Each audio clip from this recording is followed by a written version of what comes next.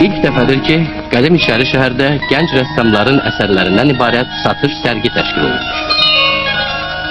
Sənətsevərlərin böyük marağına səbəb olan bu sərgidə gənc fırça və tişə ustaları, dekorativ tətbiqi sənət ustaları öz əsərlərini təqdim etmişlər. Açıq səma altında nəhəng sərgini xatırladan bu tədbir əsl sənət nümayişinə çevrilmişdir.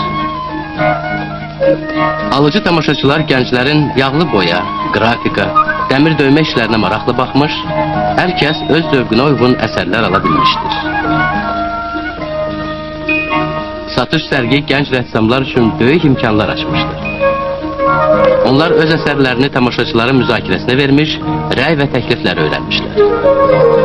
Qərara alınmışdır ki, İçəri şəhərin qədim meydanlarında bu cür sərgilər vaxtaşırı təşkil olunsun. Bu həm sənətsevərlərin, həm də gənc rəssamların ürəyincə olmuşdur.